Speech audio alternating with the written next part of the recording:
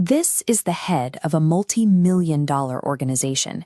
He commands absolute loyalty and deep community respect, despite weighing less than a quarter pound. Today, at his daughter's wedding, he is surrounded by a community he spent decades cultivating. He has engineered a level of insulation and safety that most in his position could only dream of. This status is a necessity. Outside these walls, a 2-inch mammal navigates a world scaled for rhinos. In the Say Center, a single distracted step from a stranger is a lethal event. A shadow organization becomes the only viable mechanism for survival when the state's primary design ignores your existence. His empire grew to fill the vacuum left by a failed urban plan.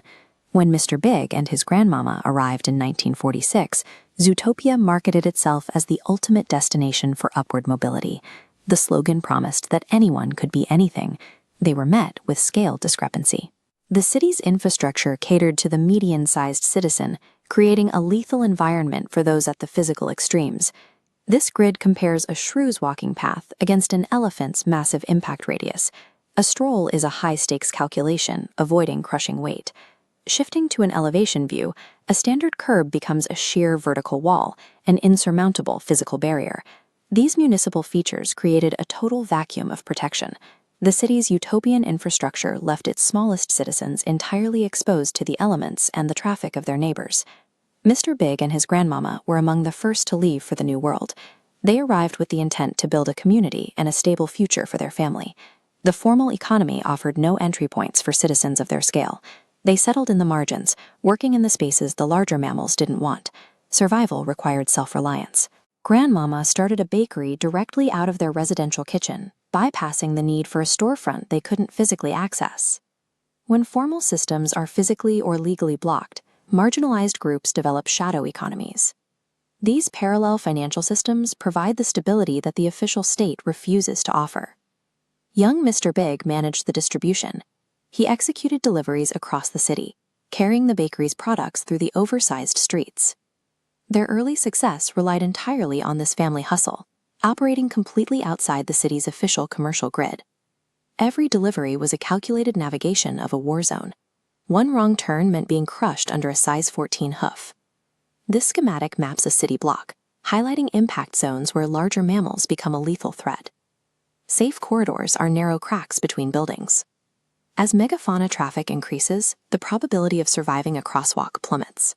Crossing the street is a gamble against crushing weight. This constant physical vulnerability changes how you view a sidewalk. A busy street corner is no longer a public utility, it's a gauntlet of lethal obstacles.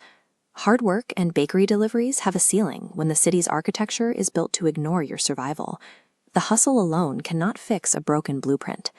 Mr. Big realized that the city's design was a direct threat to his bloodline. Protecting his family would require a complete rejection of the city's rules. He transitioned from a vulnerable worker into a protector.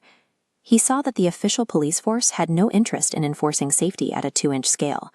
He began taking protection into his own hands, establishing a syndicate that provided the security and order the city had withheld from his community. His syndicate's influence grew alongside the development of Little Rodentia.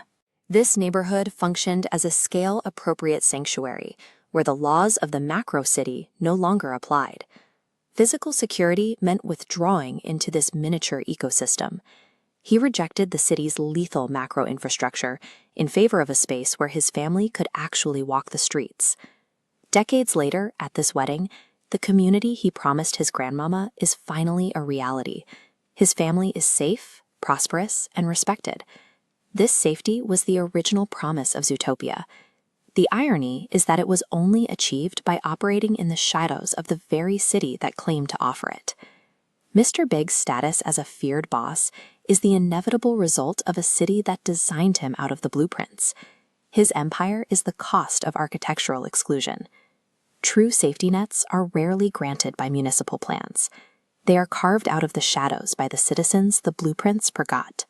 A new world is just a set of new dangers without systemic equity.